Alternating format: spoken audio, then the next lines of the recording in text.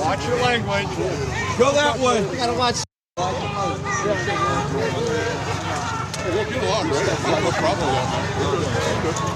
I noticed the Proud Boys didn't seem too comfortable like next to you. What happened with that?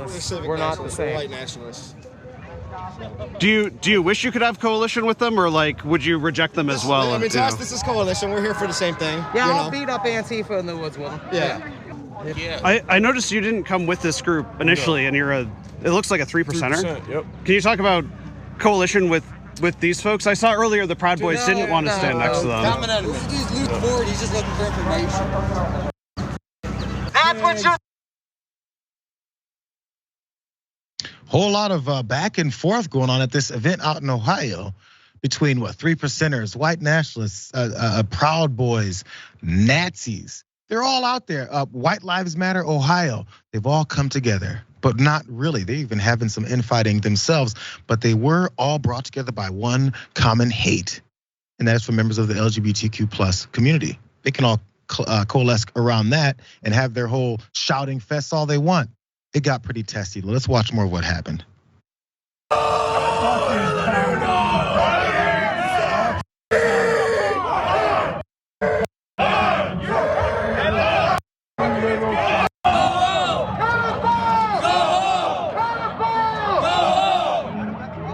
Did the diet air come before or after the daddy issue? Did the diet air come before or after the daddy issue? I didn't think you could hear it. What your people are? Pedophile. A pedophile. I got a question. Pedophile. I got a question. When's the last time you had a Nazi salute? Right now. Oh, there we go. There you go, boy. Right now. Yeah. Yeah. You. Yeah. The crazy part is these losers think that throwing up Nazi salutes and throwing slurs around are something that gets them somewhere. Oh, what a win. They went home and played their video games with great day, boys. I guess tomorrow we're not gonna do the job hunt tomorrow. Yeah, no, who cares? We don't do any of that stuff. So these all guys got together and they were mad about a drag show session that was happening, a drag story reading, I believe, that was happening. And they all got really mad. And again, as I said, it got testy. And even some of the folks that were in support of the freedoms of people to do whatever the hell they want in this freedom-loving country, they did stand up against them. Mace was sprayed and guns were pulled out. Let's watch. All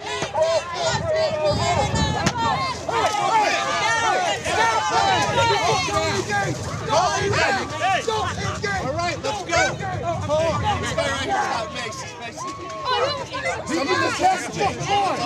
This guy, right? This guy. Engage now. Are you serious? One guy. As for escorting him, he attacks us. Don't engage him. All right, arrest that guy with the mace. Wait.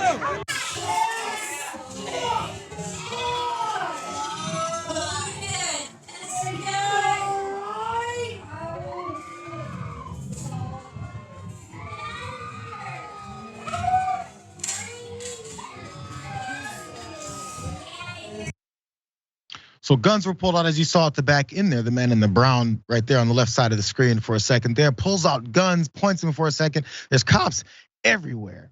This is where these things are gonna go. This is where they're on the verge of going already. But our man there in the chainmail armor that he was wearing, he then got maced. And suddenly these badasses are looking for help from the cops. I thought you guys are heavily armed. I thought you guys are badasses. I thought you're defending this country. Why do you need help from the cops? Why do you need them to arrest people? Why don't you just go ahead and go full on badass and be badasses? Turns out they're cowards, they're suckers, and they're out there to chant and cosplay. He lost his way over to medieval times or something. But still, some people were actually arrested because toward the end of this 4-hour event of standoffs and name calling and things getting pulled on each other, 2 people were charged with misdemeanor disorderly conduct and were arrested after a series of melees involving pepper spray, the violent use of a flagpole as a weapon, and a protester who, according to a witness and a video posted, allegedly pulled that gun. I think we saw it, and tried to fire the weapon twice. So things luckily didn't get much worse.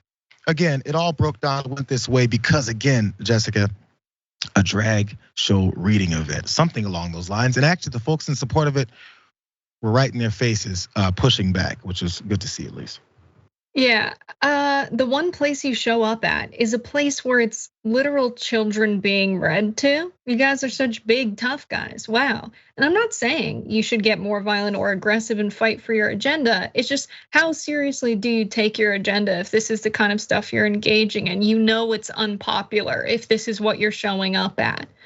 So that's pretty apparent. And the fact that they can't get along and you have that one guy pulling it's not Nazism if you're not from the white nationalist region of Ohio. We don't get along with those guys. There's a difference. Insane.